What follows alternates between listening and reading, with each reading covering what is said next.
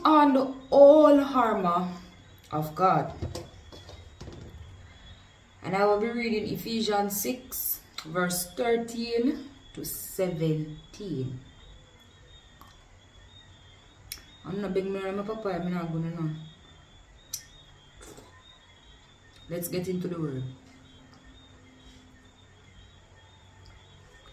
Wherefore take unto you the whole armor of God, that ye may be able to withstand in the evil day, and having done all, to stand.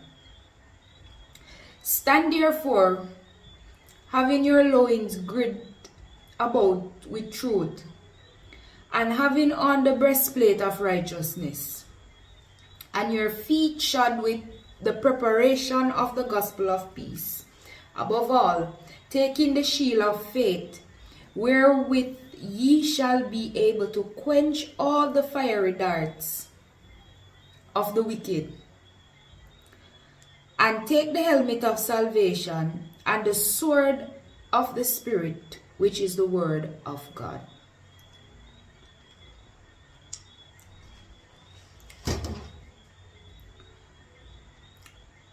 Verse 13 speaks about the belt of truth. Now, the belt of truth is the word of God. Just as a belt is worn close to the body to hold our trousers or clothes intact, we should hold God's truth close to us and allow it to surround us. The truth of God is His words. That's why Proverbs 3 verse 3 was written. It reads thus: let not mercy and truth forsake thee. Bind them about thy neck.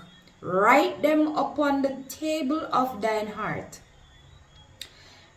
And that is how we will be able to distinguish what is true from what is untrue. Verse 14 speaks of the breastplate of righteousness. Breastplate is defined as a piece of armor covering the chest. Righteousness is defined as the quality of being morally right or justifiable. Similes: virtue, uprightness, guiltlessness, blamelessness, etc., etc. The breastplate of righteousness is to obey God's commandments and live in a way that is honorable unto Him. Let me say that again. The breastplate of righteousness is to obey God's commandments and live in a way that is honorable unto Him. Verse 15 speaks about the footshod, which is shoes, with preparation of the gospel of peace. And it means to be prepared to spread the good news of peace with God and to stand firm in one's faith. So we are to always be prepared to spread the gospel of the Lord. Verse 16 speaks about the shield of faith. Now, the shield of faith is a protective barrier between us and the schemes of the devil. Our faith can guard us during trials, and the same way a shield would during a battle. For example, Daniel, when he was thrown in the lion's den, his faith in God caused him to pray, and the Lord shut every mouth of the lion.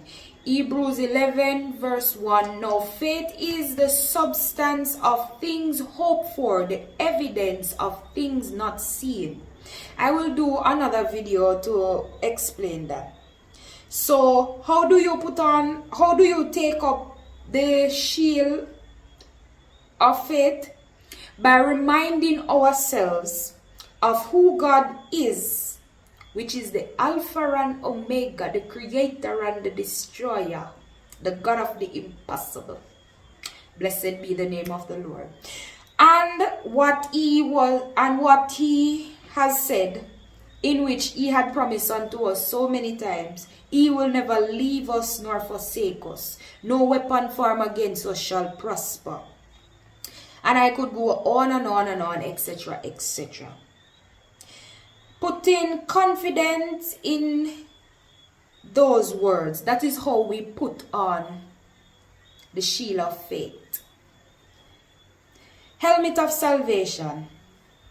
To wear the helmet of salvation is to live every day and focus on eternity and the promised future we have, which is when Jesus said that he has gone to prepare a place for us, because this world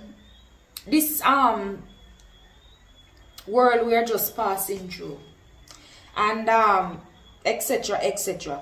The helmet of salvation is Jesus Christ.